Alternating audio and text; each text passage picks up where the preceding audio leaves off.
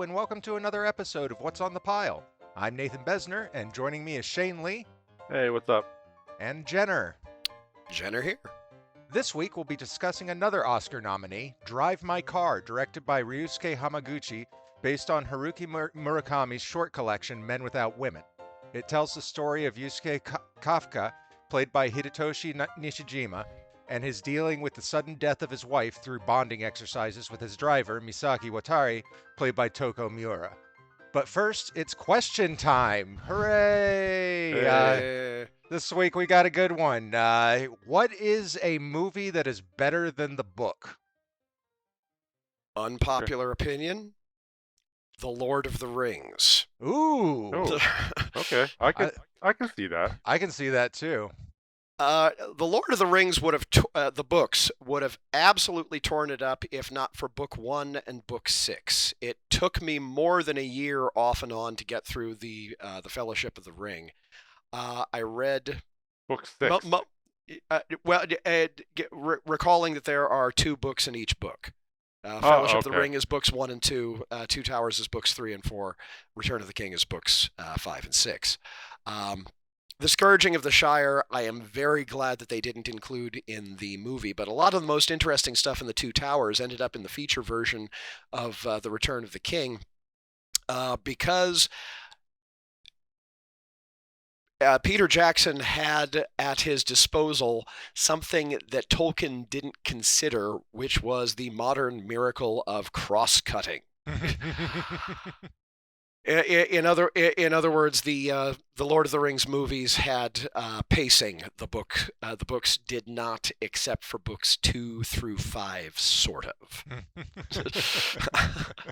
That is probably an unpopular opinion, but I really like the Lord of the Rings movies. I know people who were they don't like them because they're not like the books, but I've read the books and I don't think those books as they stood could make very good movies. They're great books. There's a lot of stuff that is very stubbornly uncinematic. Right, in them. right. Like dropping Tom Bombadil, good damn idea. Yeah, I mean the books at times read like a travelogue of Middle Earth. I mean, I like the books too. I like the books as well. Yeah, it's probably worth qualifying. Like I say, book 1 was a slog. Book 6 was kind of pointless. 2 through 5 ripped it up, mostly. I read those in about 3 weeks flat. Again, off and on, mostly during a family vacation. But, yeah, I still consider the movies patently superior. Oh, I can get on board with that. yeah, I can too. Of course, I'm also in the weird minority in that I actually like the Hobbit movies, just in the way that they kind of expanded the material. I'll go with, to some extent, they were trying a little bit like Brett Ratner's Red Dragon, trying way too hard to be a direct prequel to the more famous predecessor. But no, I still actually liked the ways that it sort of expanded the story. I couldn't take the barrel racing scene. I've never seen that. Was a little rough. I've never made it through those movies. So I saw the first one in the theater, and while I was in the theater, I fell asleep. And then I woke up to a text from my friend Mike, who just texted me saying that he was in the movie as well with his wife and her friend, and they had all just fallen asleep and just woken up. And I had the advantage of watching them at home with the option to go and get a caffeinated beverage, go to the restroom, get a snack. I also saw it. What was it? 60 frames per second they were doing for the first movie, something like that. They had the yeah. And I saw that in 3D. And actually, check that. I think it was 48 frames 48. per second. I saw it 48 in 3D, and it was so strange. I can't even describe what it looked like. It was. I don't know if you guys saw it that way. It was difficult to watch. It was difficult to look at. That way. So, yeah, I specifically saw it on 24 frame film, the way God meant it to be. Yeah, turn off your goddamn motion smoothing. Do what Christopher McQuarrie and Tom Cruise damn well tell you to. For once. I mean, I don't think the Lord of the Rings better than books is that unpopular of an opinion, because I mean, there's so many people who came to that from the movies. They were so huge. And if you go from the movies to the books, that's got to be rough. Yeah, the books are going to seem very slow, and like, what is all this extra stuff? Who are all these extra characters? Yeah. How come Helm's Deep is 2 pages long? Stuff like that. But yeah, I could totally see that. But like I said, that's not the only one that I can think of. It's just probably the most muckraking one that I can think of. Well, what about Shane? Do you have one? Yeah. I have three. I have two that are real quick, and then one I want to talk about a little bit longer. One is the one we talked about in our comfort movies, which is Stand By Me, which is based on The Body by Stephen King. The book is still good. It's a novella. It is still told from adult Gordy's point of view. I think what the story lacks a little bit is just the warmth that Rob Reiner brings, and also especially Richard Dreyfuss's narration is really what makes that movie just sort of like this warm hug. The book is a little bit harder. It's Gordy's a little bit more cynical, and also Chris Chambers, River Phoenix's character, dying as an adult is a big deal in both the movie and the book. In the book, Teddy and Vern also die. They die very young. They die like a couple years after the story. I think Teddy dies in a house fire. Vern just dies in a car crash. And excuse me. The climax of the film where Gordy confronts Ace and says, "Suck my fat one, you cheap dime store hood," and that's that. In the books, they come back and beat the shit out of all four of them. Oh, Jesus. I mean, it's sort of like an epilogue thing, but it's just a little bit darker of a story, and so for that reason, I just Stand By Me is one of my comfort movies, and the story is just the novella is just not that comforting of a story. It's still 90% the same. I have to allow just in general, and there are those who have hung out with me in Waffle Houses late at night who have heard me go on about the perils of adaptation, Stephen King being sort of a centerpiece to that whole rant. I often find a lot of the time the things that are most interesting in Stephen King's writing are some of the least cinematic parts of it. And consequently, as a sort of a paradoxical condition, very often King movies are best the further away from the source material they get.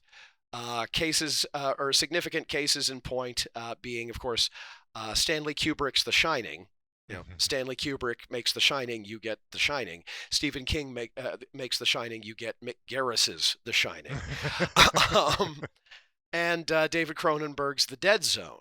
Apparently the first script on that one that was rejected was King's itself, or himself, just because it ended up deteriorating into long sequences of point of view stuff from the Castle Rock Killer. It basically played like a dreary slasher movie. And so, and weirdly enough, it ended up, despite the distinctly chilly atmosphere to the whole thing, being one of David Cronenberg's warmest movies. That's true. Yeah. That is actually true. But, yeah, no, I mean, that's a valid point. I often find that that King stuff done very literally can be difficult. I don't know. That's a much longer rant, but I absolutely see your point there. Well, what were your other examples, Shane? The other one, another shorter one, is Fight Club. The book by Chuck Palahniuk. The book is good. It's very similar to the movie, but I mean, David Fincher just directed the shit out of that movie. God, yes. I mean, he really did.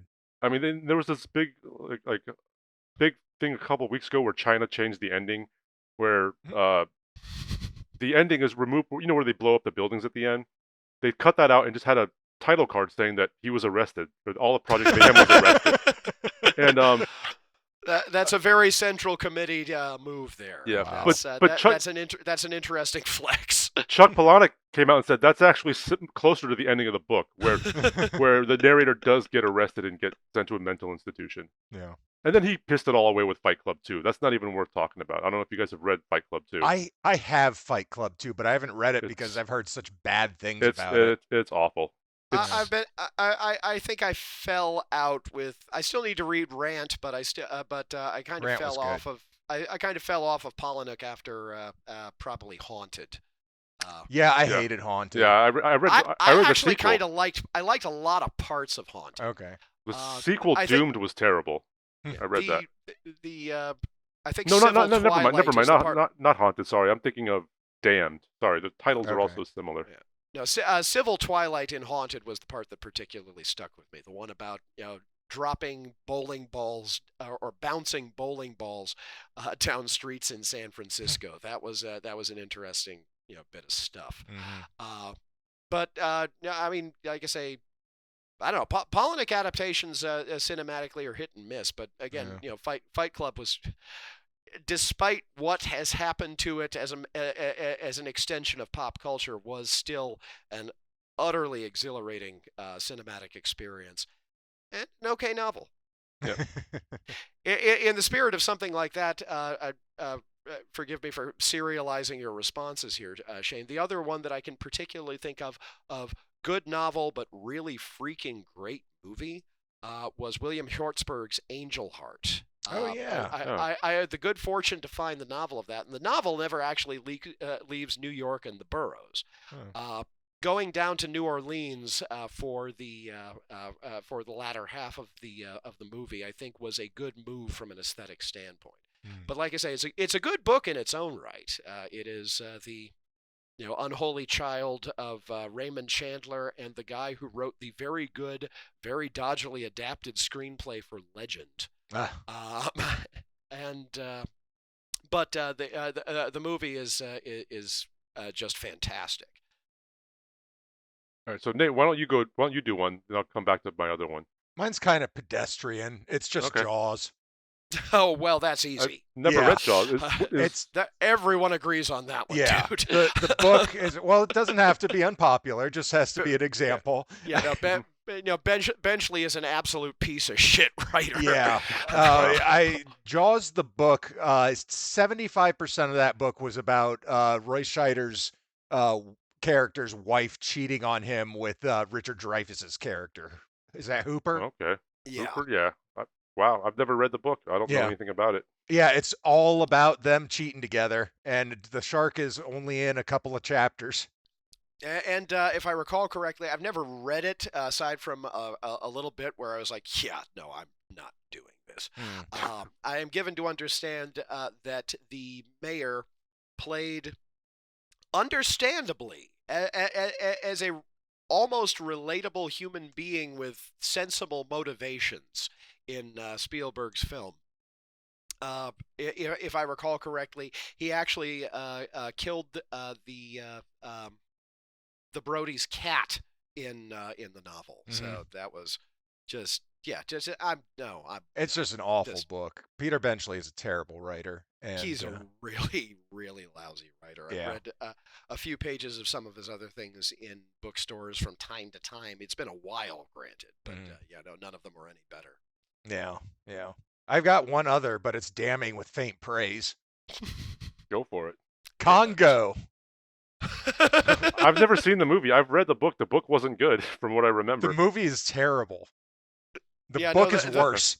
The movie is it's kind of a hilariously terrible, but at the same time, you guys are very are familiar by this point of my particular reliance occasionally on the principle of exceptio probat regulam.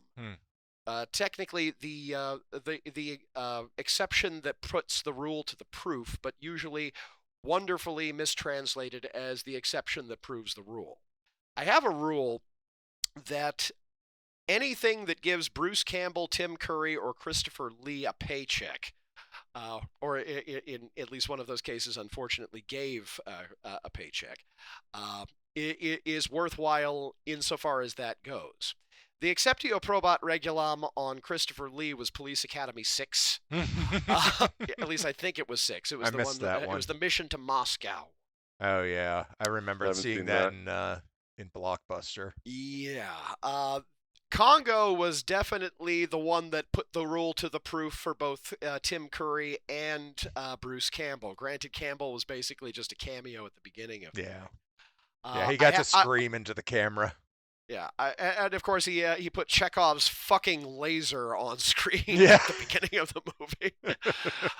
Now that's a movie I need to revisit, not least because I ended up I ended up absorbing a copy of it into my collection where it was part of, I want to say, a 3-for DVD along with the 1976 version of King Kong and I think Stephen King's Silver Bullet, which was the one that I actually wanted there. Why they did 2 monkey movies and a werewolf movie, I'm really not quite sure. I might be misremembering it because I have a lot of that sort of thing in my collection. But I'll never get I'm past. going to get back to it at some point. But it's also commonly accepted as the reason why Laura Linney has never and will never win an Oscar.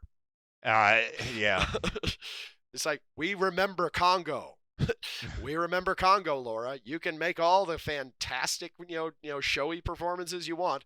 You were in Congo. Mhm. That might be a little bit mean, but I think she's winning Emmys, or at least nominated for Emmys for Ozark. I mean, she's great in that as the sort of like Lady Macbeth type character. she's great in most things. But she was in Congo, and some will never forget. I certainly won't. Terrible movie. Curry was a hoot in that. Herkimer Homolka. But mostly because he was playing it like he wandered in from some completely different freaking movie. Yeah. Well, let's move on from Congo. Okay. Yeah. Okay, so my other one is Scott Pilgrim versus the World. So if you ask me that, despite the movies that Edgar Wright has made, he's made some amazing movies. That, I think, is a masterpiece. In fact, we were talking about Guillermo del Toro last week. So, Scott Pilgrim famously bombed at the box office. It's sort of a cult hit now. He hosted a screening of it after it failed. And I'm paraphrasing, but he got on the mic and said, "Everyone who didn't see Scott Pilgrim is a motherfucker." He used the word motherfucker. I don't remember the exact phrasing, but he was very vocal in his support of the movie and how disappointed he was that it failed. Anyway, so it's based on a series of graphic novels by Brian Lee O'Malley. I think 6 or 7 graphic novels. Yeah. They're a mess. I've read them all. I remember when Edgar Wright was attached to direct it, I went and borrowed the books from the library. After the first book, I was really excited. After 6 or 7 books, I was like, this is too much. There's just too much stuff in here. It's all over the place. And, he adapted it. He had to condense it. Gotta fill them frames. Yeah, he took all the best parts. Granted, almost everything that's in the movie is from the books. So there's good ideas in there. He took all the best stuff. I mean, he also Edgar Wrighted all over the place. He streamlined the freaking hell out of it. He gave it propulsiveness. There's visual gags. There's Easter eggs all over. There's syncing with music. All the Edgar Wright stuff. He got permission to play that Legend of Zelda. Yeah, that's pretty amazing. Bit. And also, if you have like the Blu-ray or DVD, there's an alternate ending, which is actually the original ending that Wright wrote and shot, and that's where Scott ends up with knives. Because the climax of the film, he and Knives together take down Gideon, and then he's just like, "All right, see ya. I'm going with Ramona now." And it seems completely out of the blue because at the time the books weren't done yet, so he wrote the ending based on what he thought where it should go. So if you watch the original, Knives was too good for him. Yeah. Yeah, I mean, there's that too. But if you watch the Ramona ending, it's very jarring. It comes out of nowhere. If you go and watch the Knives ending, it makes way more sense. It's a much better ending. Knives rocked. Yeah, Knives is great. Yeah. So I loved that movie. I absolutely adored that movie. That was one of those movies that everybody points to as it did great on its opening day because everybody who was the least bit interested in it at the time saw it on the opening day. Myself included. I saw it twice to make sure I was giving it money. I think I did too. Yeah. No, that's good. Good on you. I mean, I have it twice on video, so that's my doing my bit there. There you go. Both the original Blu-ray release as well as the UHD Blu-ray release, which I haven't gotten around to seeing yet. But yeah, no, I've absolutely given it its fair share of my coin, I think, insofar as I am able. Fantastic movie. And I would say skip the graphic novels. I mean, they're cute, but there's so much. I liked them. They are a mess, but I liked them. I thought they were okay. I still have them somewhere around here. Maybe I would think differently now because I don't remember a damn thing about them. So maybe that's a bad thing. Actually, to circle back to Crichton for a second, again, kind of a minority opinion because most people don't actually like that movie, but I am actually one of the few very vocal defenders on the planet of the movie version of Sphere. Oh, okay. Never seen that one. I've also read that book. And the novel was actually deeply mediocre. Mm. Because I don't remember the book at all. Actually, again, anything, something that almost anybody who's read the novel will agree with as well. Jurassic Park, the movie, was vastly superior to the novel as well. That just occurred to me. When I was, how old was I? 10 or 11 when that movie came out, something like that. Shut the fuck up, you wee whippersnapper. Yep. I had just read Jurassic Park. It was my first major, big, giant novel that I'd read, all on my own, that I'd picked out from the bookstore and bought with my own money. And so I was a slave to that text. And when that shit didn't happen in the movie, I was pissed. It was my very first run-in with the book. Perils of adaptation. Exactly. Yes. And it will always be memorable for me because now looking back now, I like Jurassic Park the movie much more than the book. But I still think that the game warden guy got the short stick on what they decided to do with him in the story. Muldoon. Yeah. He and Gennaro, the lawyer, who also got the short shrift, went off on their own dinosaur hunting adventure together, and they have this whole scene where they have a bazooka and the T-Rex is after them, and they fight the T-Rex, and it's awesome. And when that wasn't in that movie, I was like, "Fuck you, Steven Spielberg! I want to see the dinosaur fight." Sooner or later, we all will say Steven Spielberg is a fucking hack. I mean, maybe not in the 70s, maybe not really much in the 80s. Even so, we might change our mind later, but sooner or later we come back to it and we come around.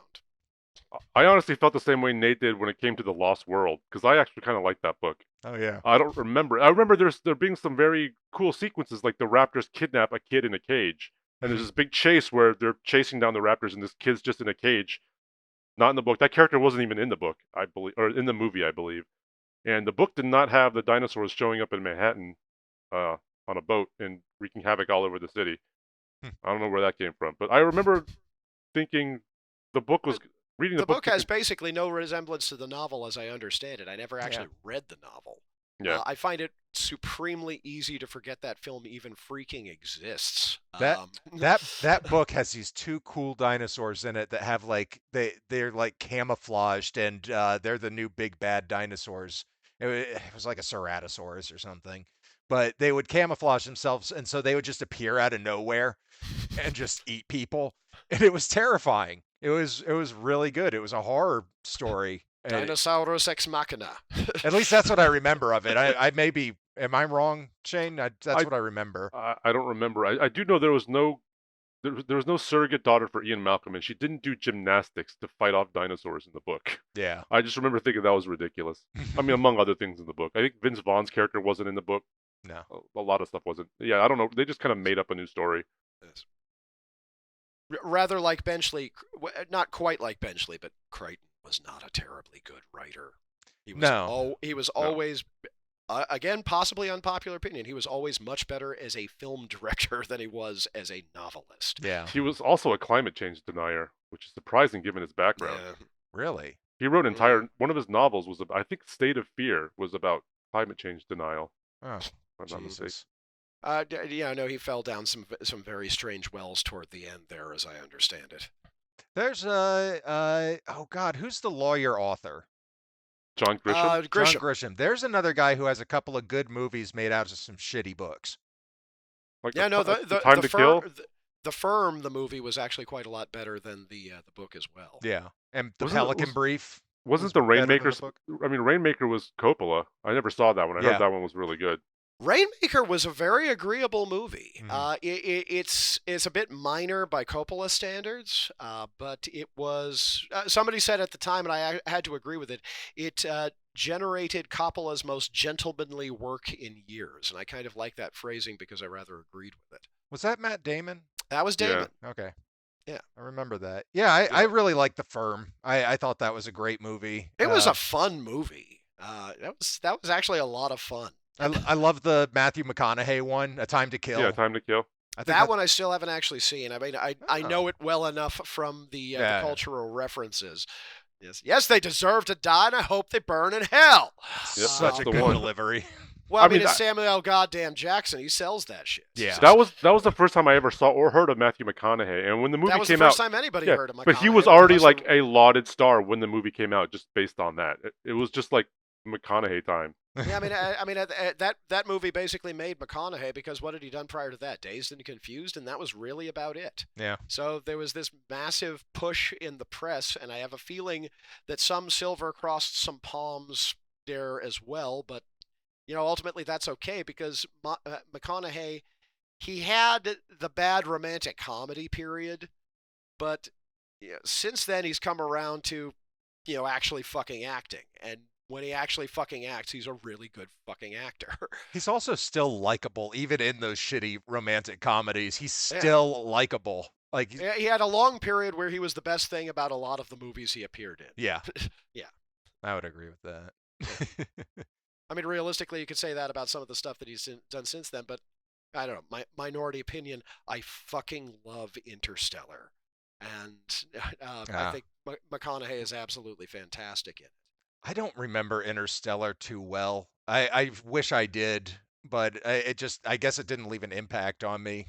Yeah, that's one of those ones where I can absolutely see individual mileage varying. It's just it just happened to really, really work for me as an armchair bullshit science dork. But at the same time, most of the science in the thing wasn't actual bullshit. It was an interesting mix of romantical, magical thinking and hardcore science, but at the same time also had one of Zimmer's most Philip Glass-esque scores, which I appreciate immensely, and just frickin' breathtaking visuals.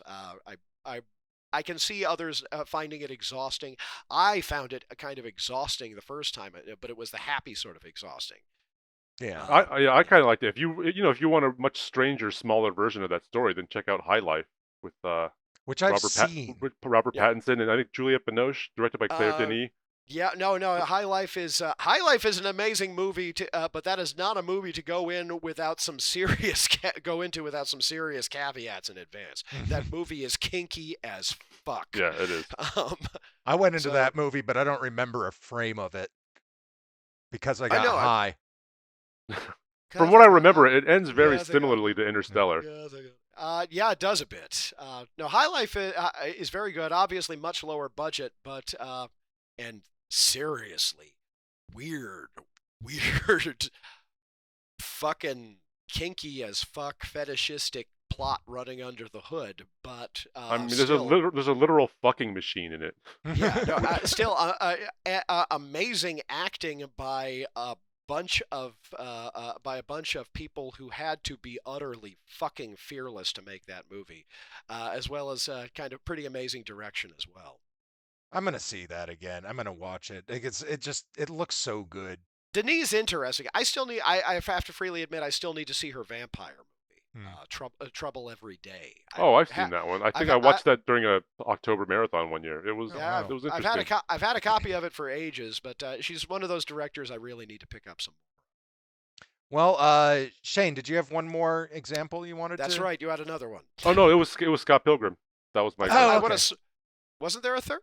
Or that was the third. I did Stand By Me, Fight Club, and Scott Pilgrim. Oh, That's okay, right. okay. Did you have any others, Jenner, before? I could probably go on about this sort of thing all day, but like I say, as the perils of adaptation rant has a tendency to go on for somewhere north of an hour anytime I iterate it. Yeah, no.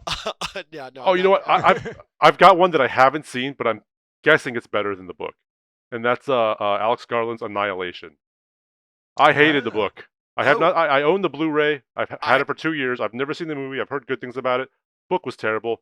Second two books were even worse. I really adore that movie. I haven't read the book, but that movie was the American Stalker remake we wish we deserved. No, it was phenomenal. It was a very good movie. I really enjoyed it as well. We should do that one. Yeah, absolutely. Yeah, it's on my pile. I own it.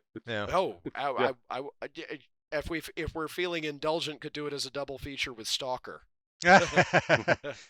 See what I did there? Yeah, I haven't seen Stalker in a long ass time. I could use a rewatch on that one. Tarkovsky. Well, why don't we go ahead and take our break there? We will be right back.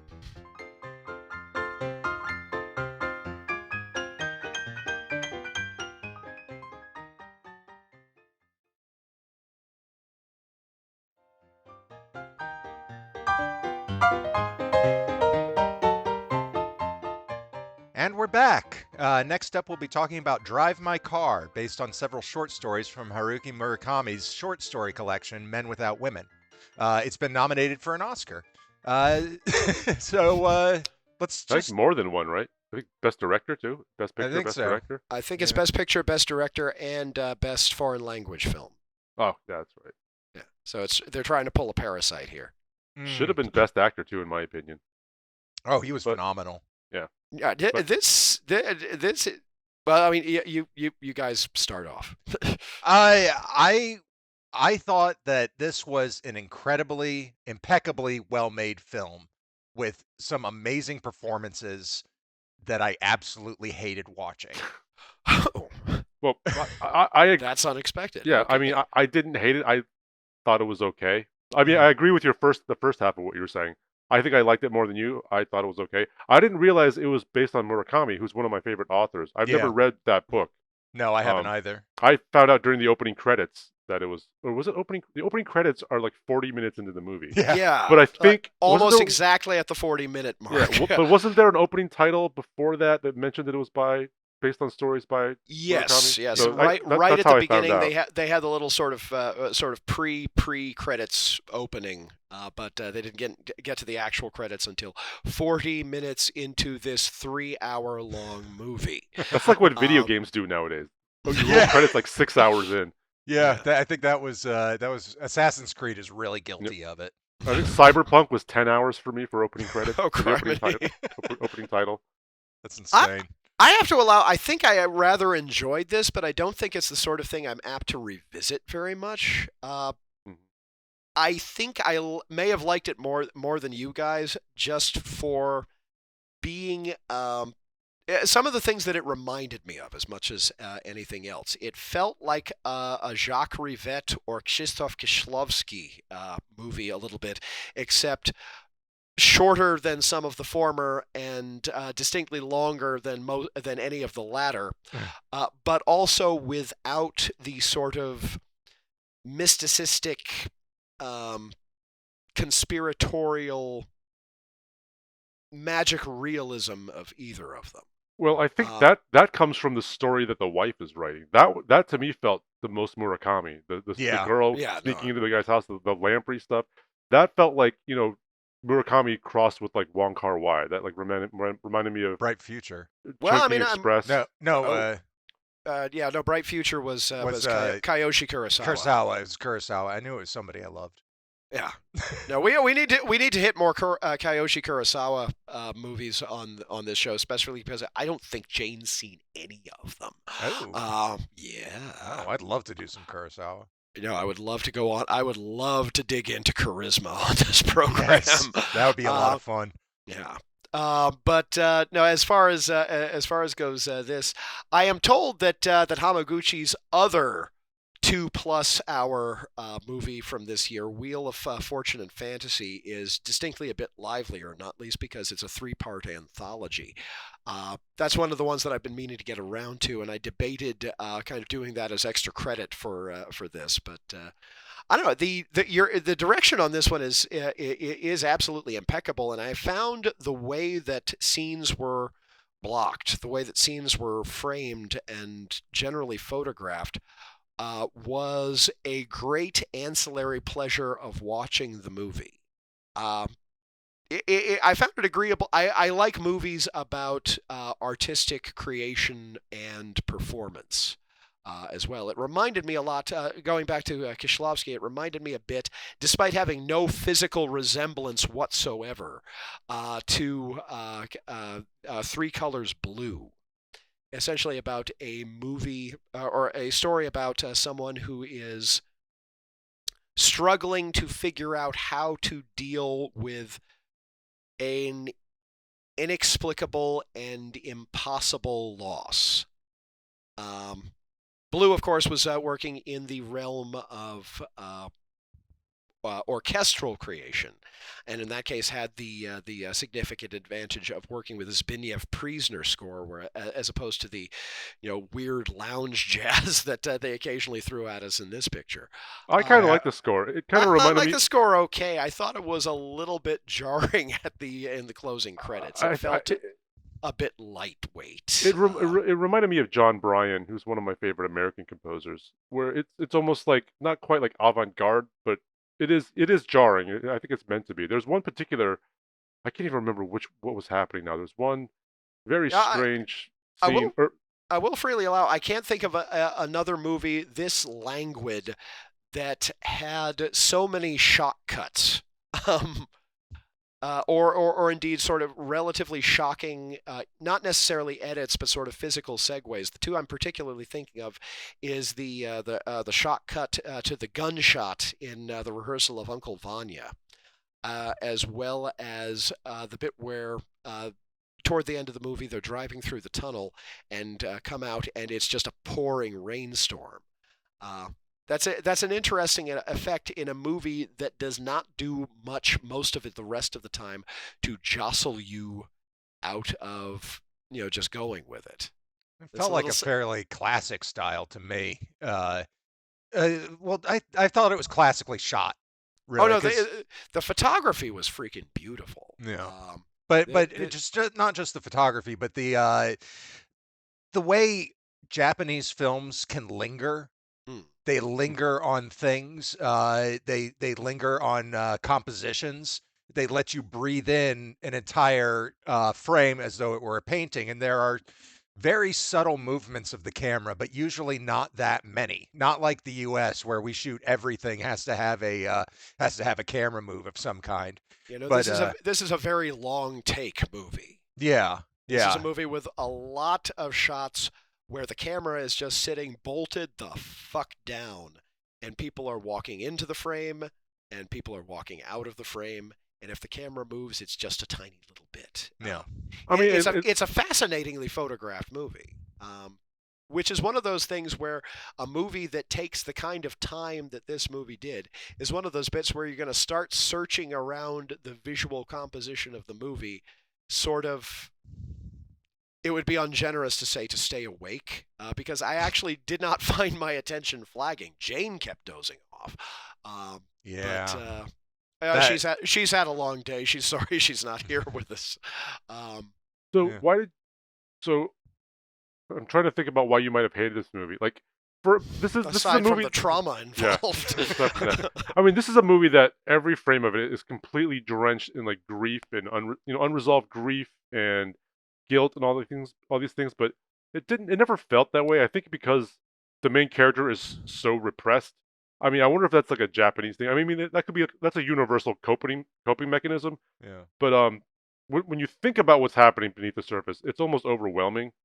But one of the things that I said to Jane fairly late in the movie, and I don't know that she quite agreed with me, but I agree with me, is this is a movie mostly about, or most centrally about, some unbelievably deadpan characters emoting like hell. And it works. I thought it absolutely worked. But you were saying, Shane, I'm sorry. Oh, it's all right. It's just, when you think about what he's actually going through, to have his, wife cheating on him, and for her to have something she wants to tell him, and then her just drop dead, and to never be able to confront her about her infidelity, to never know what was on her mind, to imagine someone going through that is pretty overwhelming. And then he just completely just bottles it together, or bottles it in. We cut to 2 years later almost immediately. Mm-hmm. And, emotionally, it is a deeply implosive movie. That's the kind of the phrasing that comes to mind.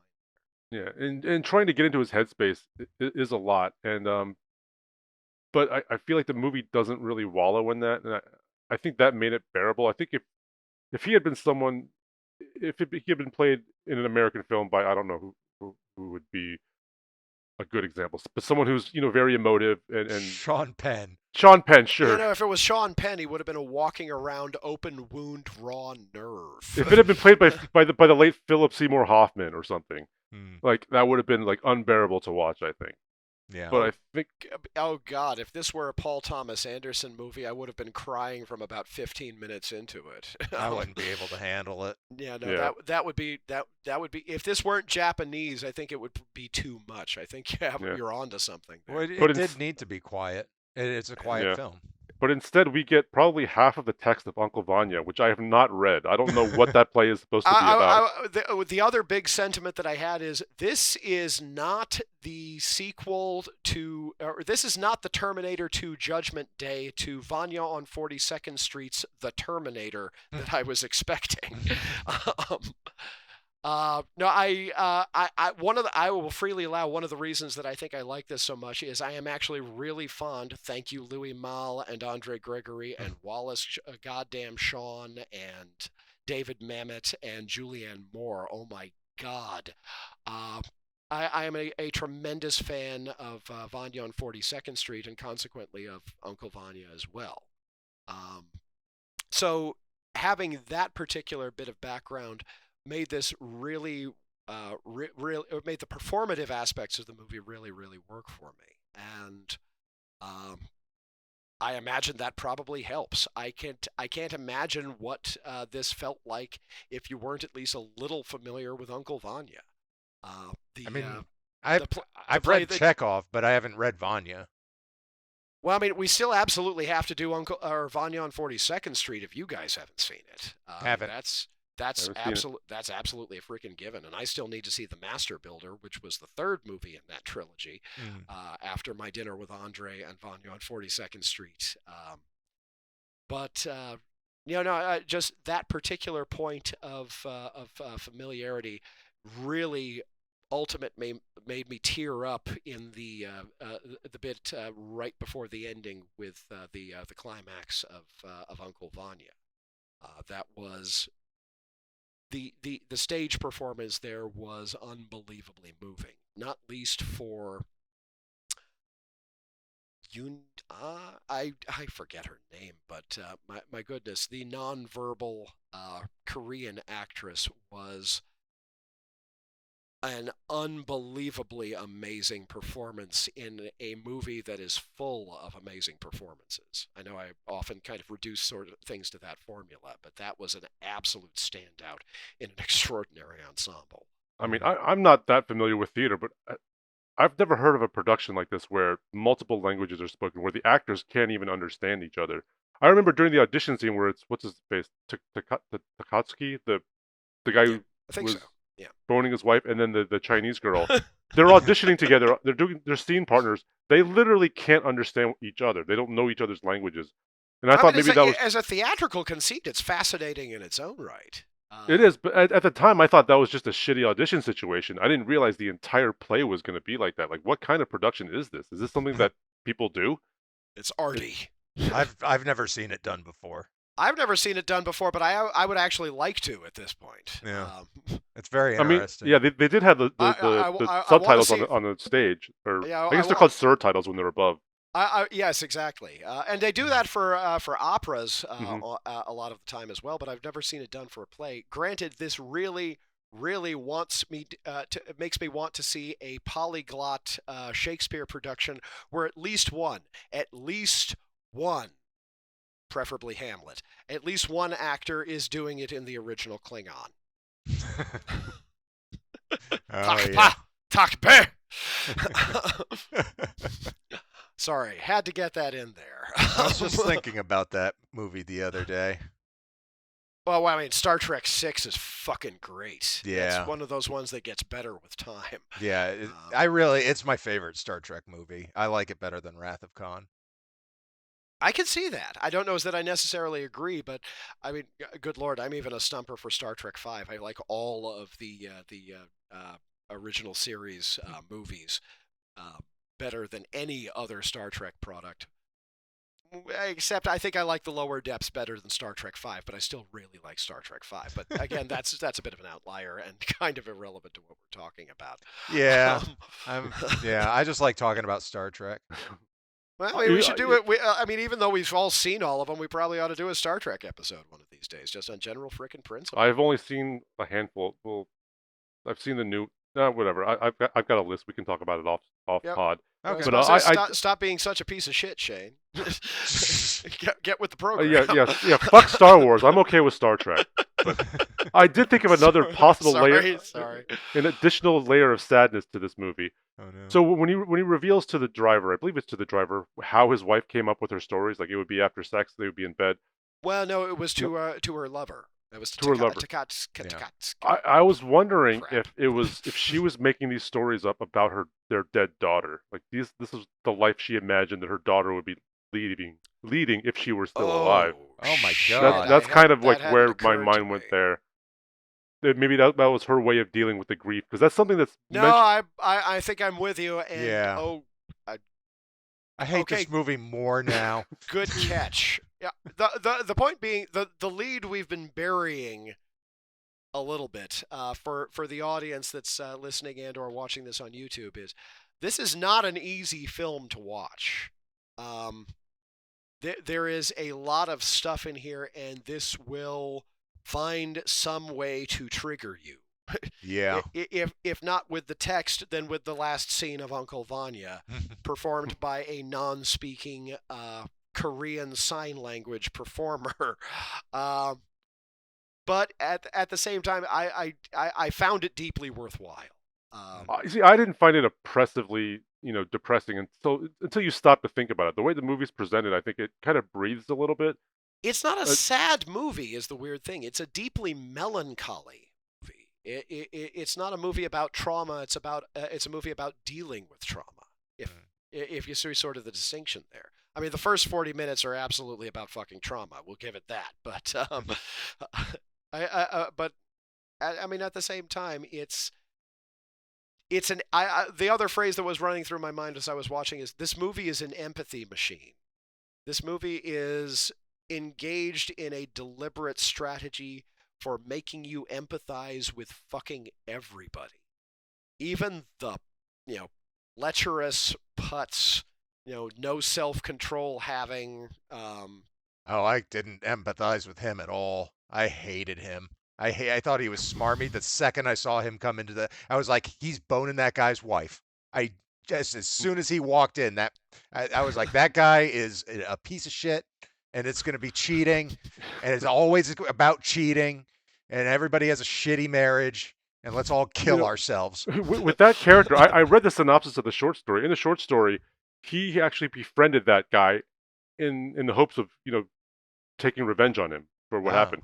In the movie, why did he cast him as Vanya? He clearly was wrong for it. It didn't seem like he was trying to harm him in any way. Was he just trying to stay close to him so he could try to figure out what was going on? That's kind of what I was thinking. That's what I got out of it. Also, I mean, granted, the guy did give a solid, aggressive physical performance as the professor in his audition.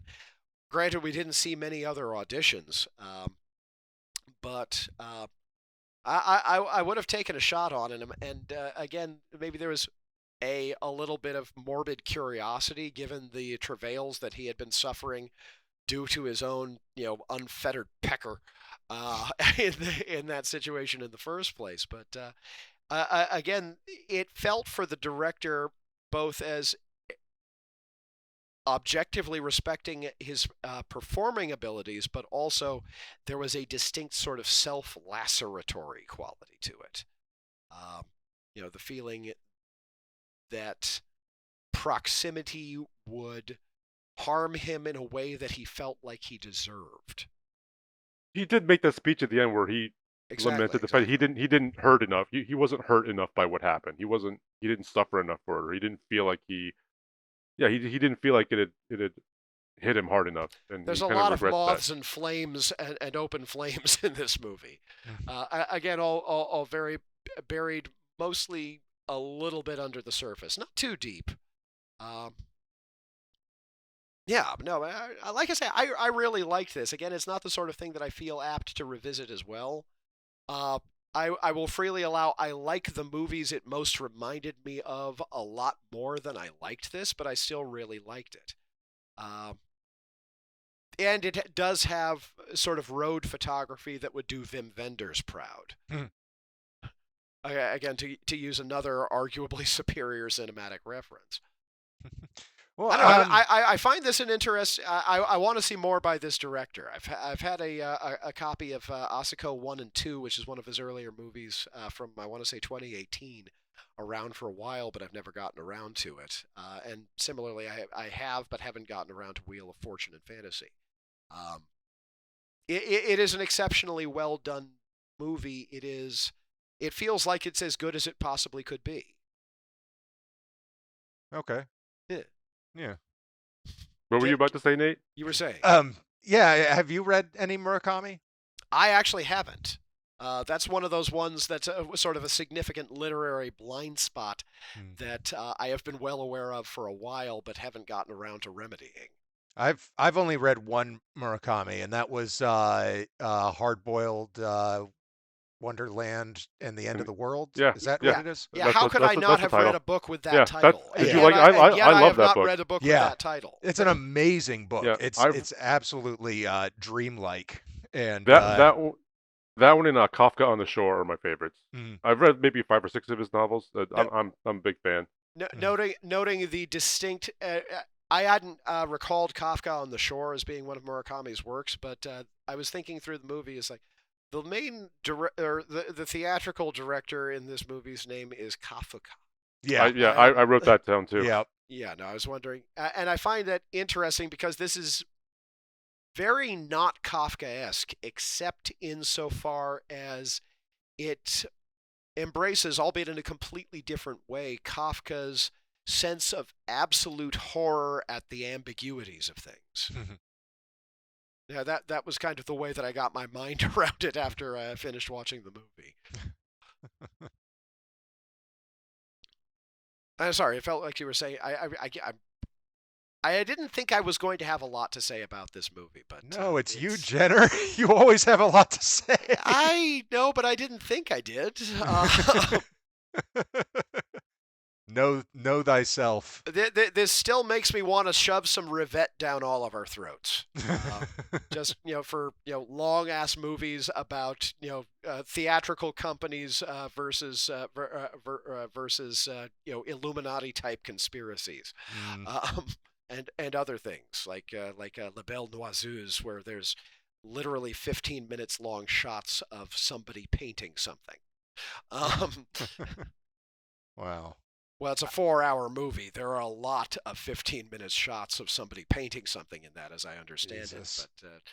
But I think that I've lost a lot of my my ability to sit and watch. Like my attention span has been fucked because of YouTube and shit. And because I was fidgeting throughout this movie, and I'll allow. I'm trying to keep it together. I am trying to keep it together. It helps that that the room is basically sort of like a cinema bubble. We were watching this on an enormous screen with the big sound system, blackout curtains. The only real interference was the occasional need to go to the restroom or get something to drink, and the cats being fussy. yeah, I had to watch this on my desktop. That's rough. Yeah. It is I can see that not helping one damn little bit. I mean, it is a fidgety movie, especially when there's long stretches of just passages from Uncle Vanya. And Nate and I are completely, well, I'm at least completely unfamiliar with that particular play. And I mean, it does seem like they're picking out lines out of context to match exactly what's going on in everybody's heads, which, makes sense. But it's a lot of just Uncle Vanya, a lot of just driving, hearing the recording of the wife recite lines. I'm going to stand by my earlier statement that I have a feeling that this movie would play a lot better if you actually knew and liked Uncle Vanya to begin with. So we absolutely have to freaking watch Vanya on 42nd Street at some point. All right. Yeah, we should. Yeah. Anyway. Yeah, I just I guess I found it unbearable. I'm sorry. I really did. It was just. I can see that. I can absolutely see that. I can understand it. I'm sorry it was such bad conditions for trying to watch it in the first place. Well, no, emotionally, the film is just. I feel like I've been beaten up, and I just want to go crawl into a ball and and be sad. I'll allow there are times that I really enjoy that in a roundabout fashion. Like, recall that my favorite anime is Night on the Galactic Railroad. Yeah. Yeah. Like, sometimes you want something that's right down there with you if you're feeling bad. You don't want something to make you feel good. You want something that feels as bad as you do. I haven't had that feeling since I got medicated. That helps. I imagine that helps. Anyway. Whatever puts one foot in front of the other, dude. Yeah. Yep. Well, Love you all. Hope all of our listeners and viewers are doing well out there. I hope so as well. I'm so sad. I'm so sorry. I'm sorry. It's a great movie. That's the thing. It's a fantastic great movie. It's not like an all-time great, but it is really, really freaking good if you have the patience for it, and if you are willing to roil in your own fuck. Yeah. Dude. Oh, that's rough, man. If you're willing to just kind of bask in that, damn. And like I say, it's taken in the proper mood. It's an empathy machine. And that's one of those things that is going to be good medicine or bad medicine, depending upon how you feel when you're approaching it in the first place. Just remember, it's 3 hours long, and assume that you're going to need to use the restroom at least once. Yeah, definitely. A lot, an appropriate time, and an appropriate mental state. Get your snacks together, pop your happy pills, make sure you're okay. Be okay. Yeah, you have to be okay when you watch this movie. If you're not okay, if you even have a little bit of depression, it's going to amplify. Yeah. No. Like I say, get ready to wallow, because there is something somewhere in this movie that is gonna moisten you up. Yeah. And considering the near explicitness of the sex scenes in the earlier part of the movie, I may mean that in multiple ways. It was a reach. It only occurred to me as I said it in the first place. I apologize. It's fine. Before we go, Shane, did you want to do any games? I don't know if we have time to do any at this point. We could do a really quick one. If you want to do the. Oh yeah, hit us with the games. Yeah, so we'll do the one where I'm going to name a bunch of movies, and each movie has an actor that is in one of the movies that we've done. Does that make sense? Yeah. Okay. I won this game last week. I like this game. It's terrifying. So we'll just do one. I tried to make it a little bit easier this time. All right. So this is a movie that we've done before. Hey. So there's an actor from the movie Zodiac in this movie that we've done. Okay. And I was thinking, instead of just silently thinking, why don't you guys just start throwing out actors? Who Framed Roger Rabbit? What? No, we haven't done Who Framed Roger Rabbit. Oh, no, that's right. I was just thinking of Charles Fleischer's completely bonkers cameo in that movie. All right, so sorry. So we had Zodiac, so just start throwing out actors. I mean, maybe that'll help you guys. Downey Jr., Jake Gyllenhaal, Ruffalo. So then we have Sin City. Oh, that's a bunch of Bruce people. Willis, Jessica Alba, Brittany Murphy, Quills. Jeffrey Rush, Joaquin Phoenix, Kate Winslet, Michael Caine. And this one might be a giveaway, but Batman Forever. Val Kilmer. This is I don't know. Does Lost Soul count? What's Lost Soul? Is that the? I guess it's not Lost Soul. Is that the Dr. Moreau movie? Soul. Yeah, it was that was the movie about the Dr. Moreau. So Zodiac, Sin City, Quills, and Batman Forever. Give me a second here. Batman Forever also had Tommy Lee Jones, Jim Carrey, Nicole Kidman, Renee Auberjonois, but he got cut. Wait, so who else is in it? It couldn't. Chris O'Donnell? No, we haven't done any Chris O'Donnell movies. Oh, we have done a Chris. Fried Green Tomatoes. No. No. Okay. Wait, that's the one Chris O'Donnell movie we did. And it's not Eternal Sunshine. It is Eternal Sunshine. Yes. Oh yeah, Kate Winslet, Jim Carrey. Okay, you got that. You won this one. Good. Yeah. Awesome. I won one. I feel So- like my let me think brain's about- not let me think completely about- gone. Okay, So what do you got for Zodiac? for Zodiac? That is Ruffalo. Yeah. What about Yeah. Sin City? Oh, Toby, the other You one. almost did it again. Tobey the other Maguire. guy. How are you mixing Elijah these Wood. two people? Yes. How are you mixing those two up? They're not I even similar. I don't That's know. funny, though. I don't know why I do Because that. you mixed it up on the on that episode too. I know. That's hilarious. Eh. Okay, that's fine. One more. Well, Sure. okay. Yeah, quick one. That one All was right. speedy. Let's see. All right, here's one. The Batman, the current one, Pattinson, The Illusionist, and Jurassic World. Farrell. Oh, give me a second. Yeah. Oh, Lady in the Water. Yep. All That was an right. easy one. Good job. Yeah. No, Bryce Dallas Howard. That's a dead giveaway. Oh. Let's see. The Illusionist was Giamatti, and the Batman was. I think this person's in Lady in the Water. Yeah, he is. Let's see. Think about the Batman. Or okay, who from the Batman? Jeffrey Wright, Yes. Yes, of Oh. course. Okay, which good. I haven't seen the I Batman yet. forgot. I still that need he's to see in the that. Batman. Okay, that was fun. I like that one. That was great. Kind of leaning into me there, but I appreciate it. We should do this as a top of the show segment.